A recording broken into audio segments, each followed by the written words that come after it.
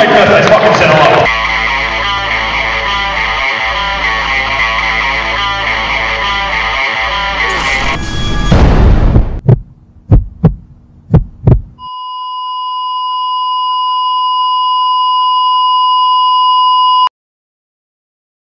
It was a horror film, and I haven't done a horror film since I was 13, so that's quite some years.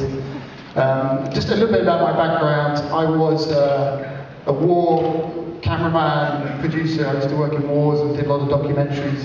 Did a feature film 10 years ago. Struggled to make the next feature film, and then this thing came along, so this is hopefully me doing a feature again. And I hope you enjoy it, and we'll chat afterwards. Yes, we're back for Q&A at the end with some of the stars for the movie. Enjoy A Night in the Woods.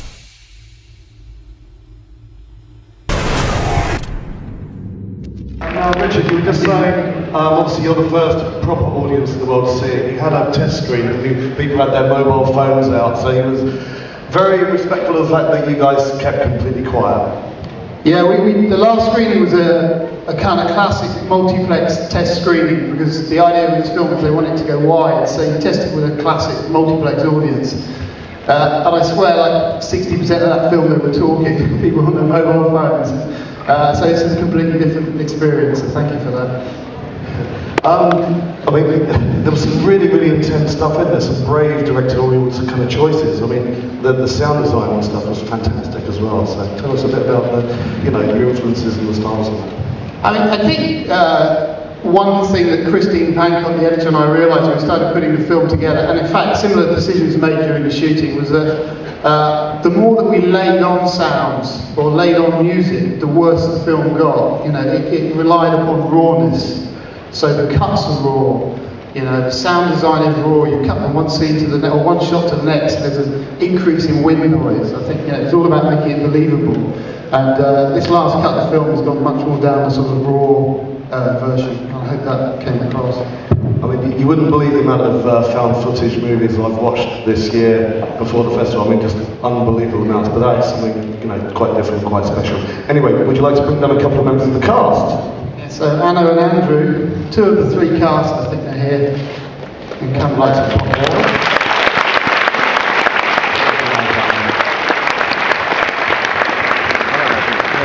That's so cool that they got them there. And it's going to be the Descent, of course.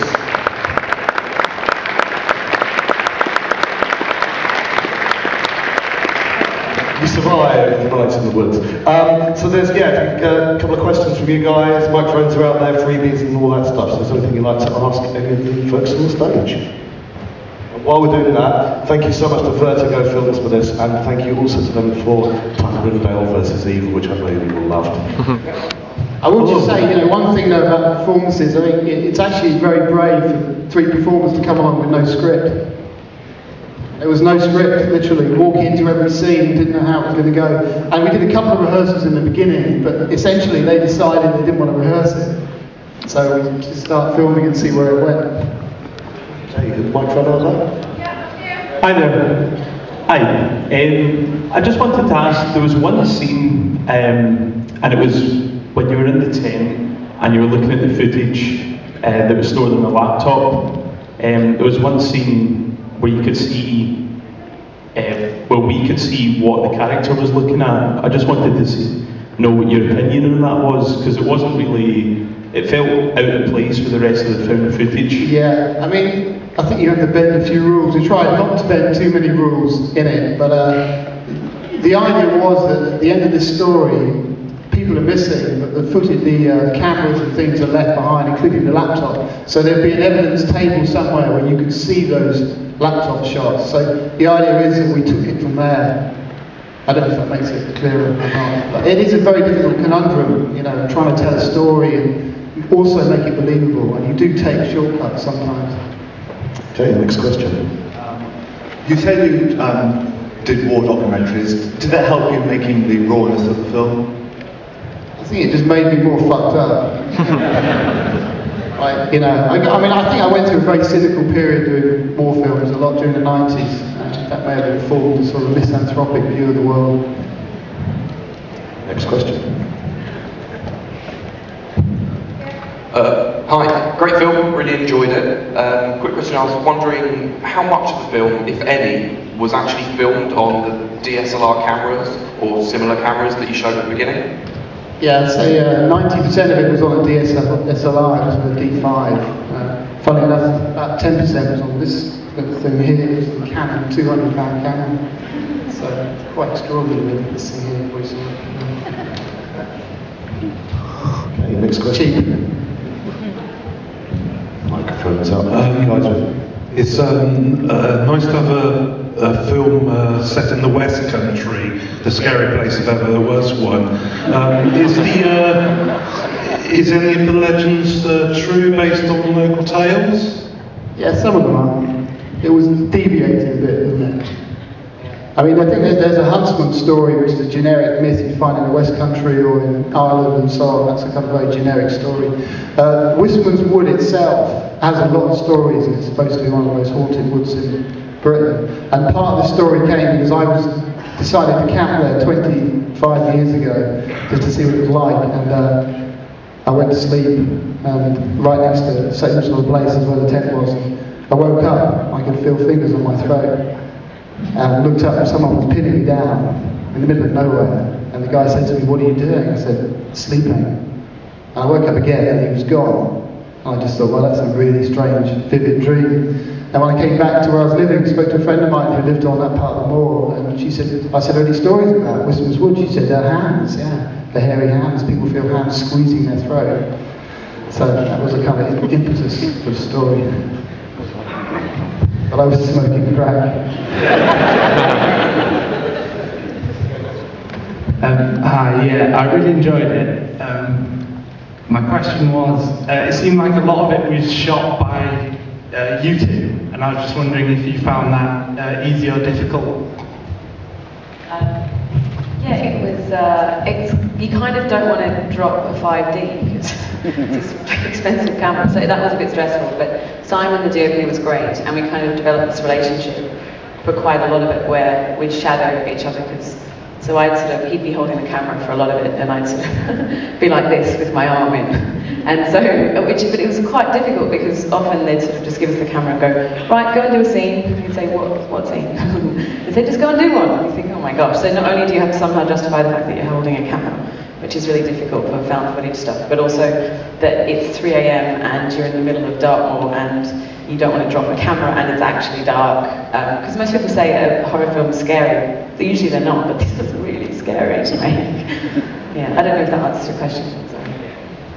The scoop, the camera as well, we had like, with the lights in it and the infrared thing, it was quite heavy, and I know Scoot had trouble, so you had to hold it all the time. It was fucking very heavy. And also it was difficult justifying why you would film yourself saying things. But I mean, Scoot took it, he did most of the filming, so that was his problem. But yeah, he found it difficult. Yeah, I think he had a couple of problems with it. There was one scene that they went into the woods when they were doing the sheep and all those noises, and literally we gave them the cameras and they disappeared for an hour. Like they were sitting there with the DOP in the car, it was pouring rain. Like, where the fuck are they? I have no idea. For a whole hour they disappeared. So there was a kind of randomness to some of that. It was also a kind of fuck you to Rich, because he was like, "Just go off with the camera." And we're like, "What do you want us to do?" He's like, "Anything." You're like, "Fine, we will make noises of animals." So I can't believe that made it in, but anyway.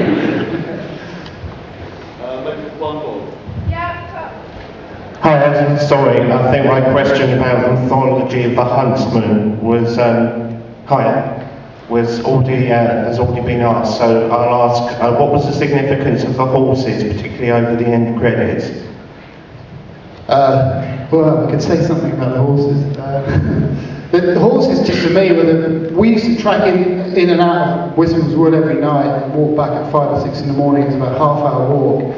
And I just kept that little camera by my side, and just one day I saw those horses in the rain. It was an amazing sight.